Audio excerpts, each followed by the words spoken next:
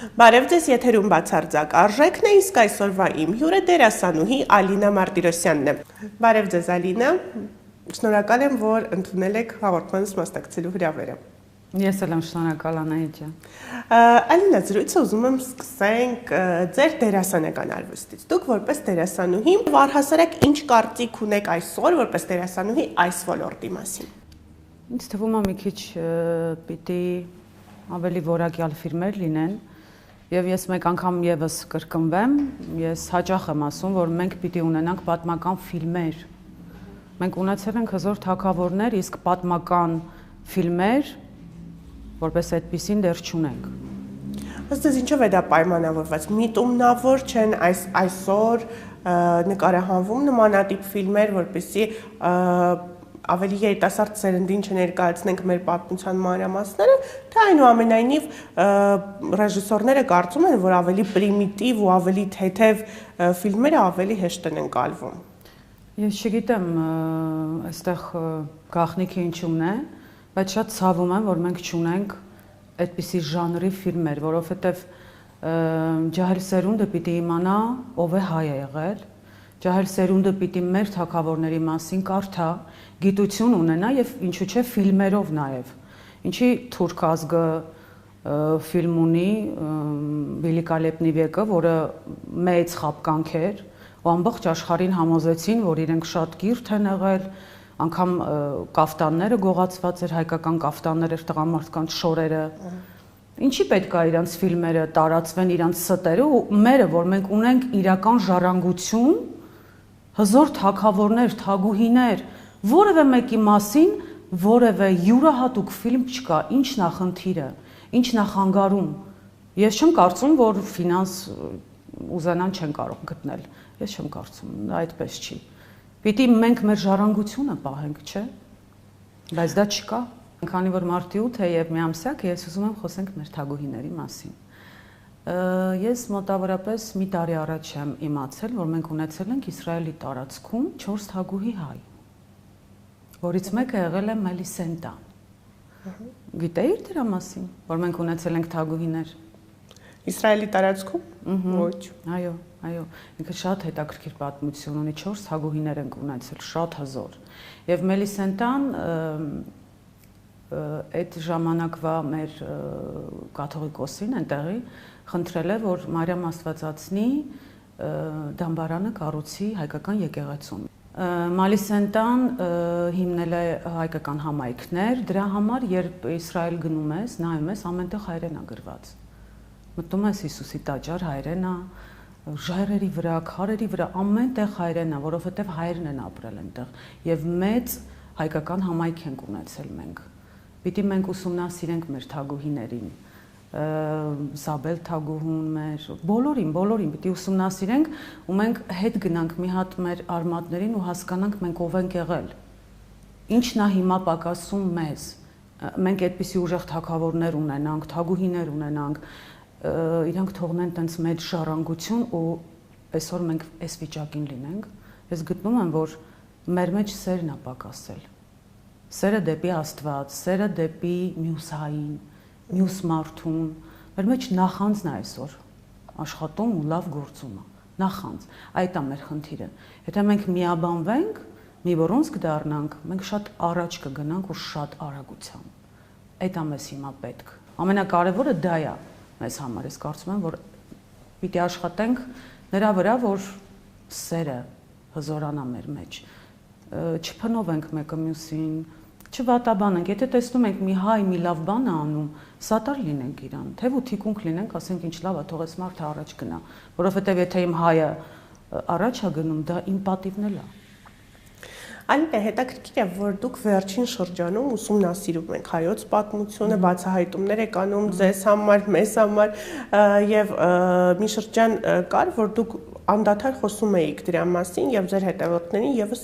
պատմում էիք այն նորությունների կամ բացահայտումների մասին, որը ձեզ համար արել եք։ Հետաքրքիր է, ինչպես սկսեցիք, ինչից հետո առաջացավ այդ հետաքրքրությունը։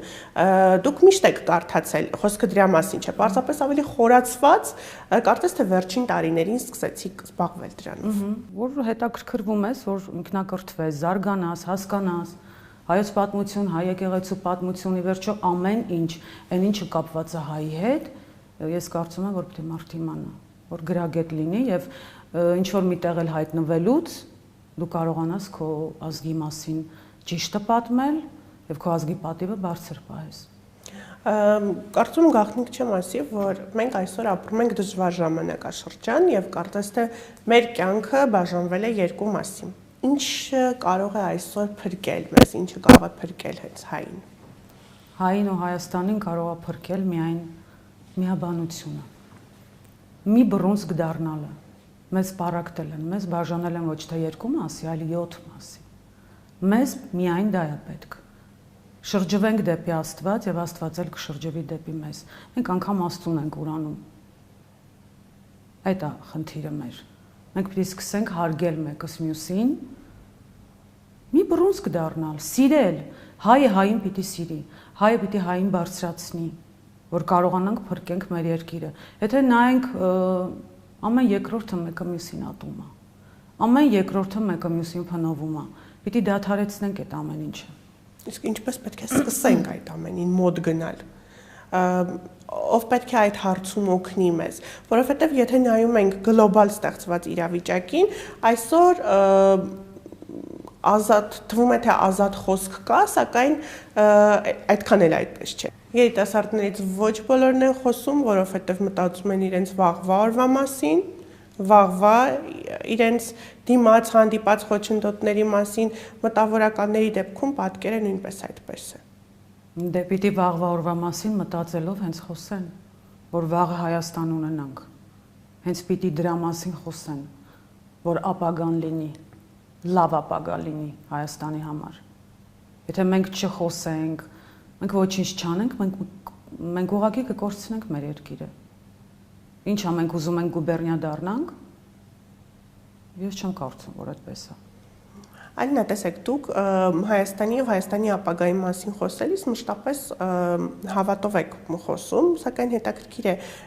իրականում դուք հավատում եք, որ կրկին գլուխ են բարձրացնելու ազգային արժեքներն ու հայրենասեր ուժերը։ Միանշանակ ես հավատում եմ, որ այդպես է լինելու, որովհետեւ հայ գենը շատ հզոր է եւ մի մոռացի, որ մենք արիացի ենք, ի վերջո, եւ Աստծո գենն է խոսելու, հայ գենն է խոսելու։ Ես միշտ ասել եմ ու ելի կրկնելու եմ,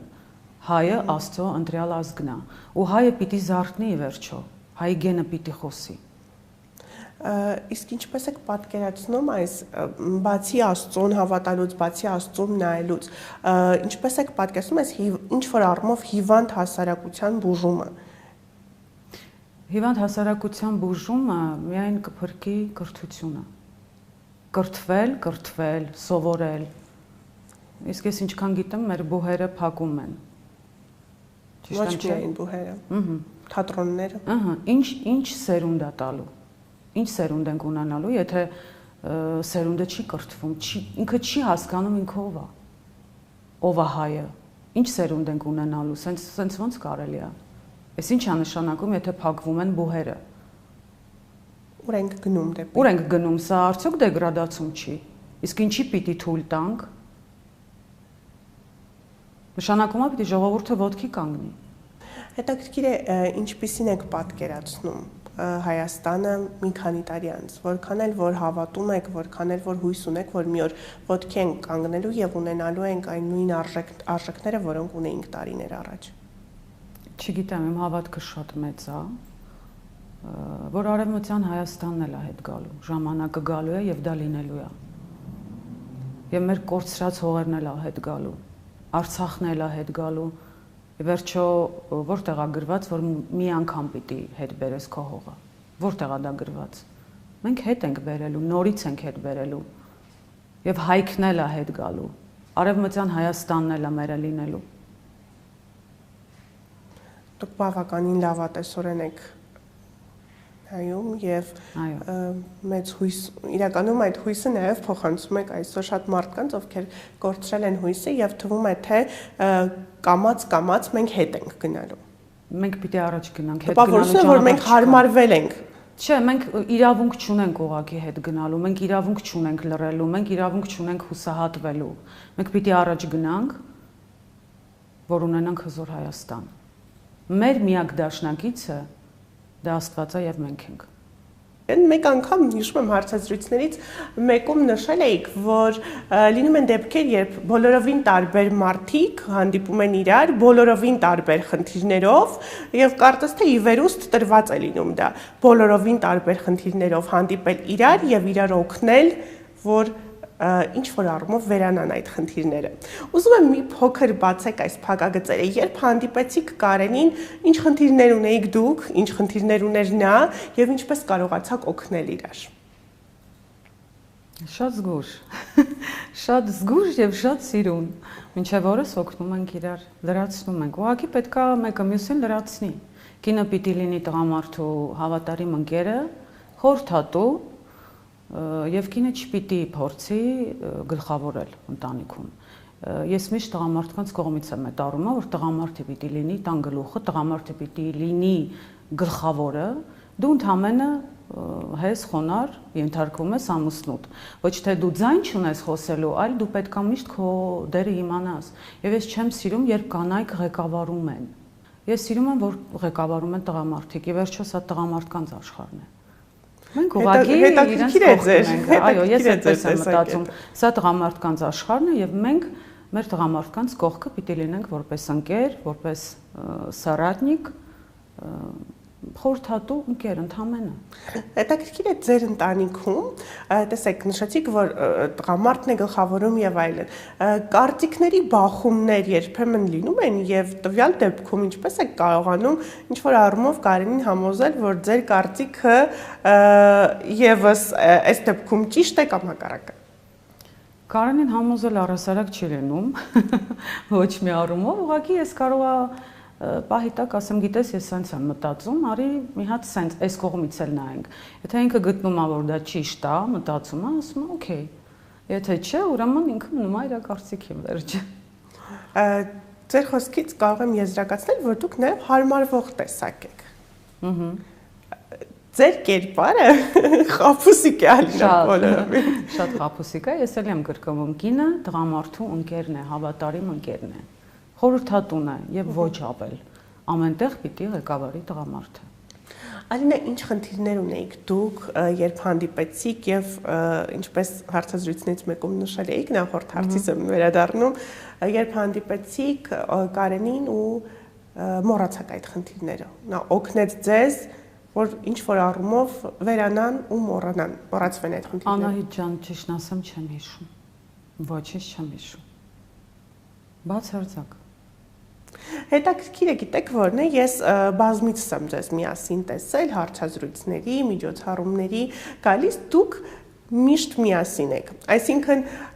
երբ հյուրընկալում եմ ձեզ, Կարենը անպայման ձեզ ուղեկցում է եւ հակառակը։ Եվ տպավորություն է, որ դուք առաջին հայացքից ամենայն դեպս տպավորություն է, որ դուք կարծես թե ընկեր-ընկերուհի եք եւ ոչ ամուսիններ, բայց եթե չեմ սխալվում, դուք 10 տարի է մոտ 10 տարի է միասին եք ապրում։ Հետաքրքիր ինչպես եք կարողանում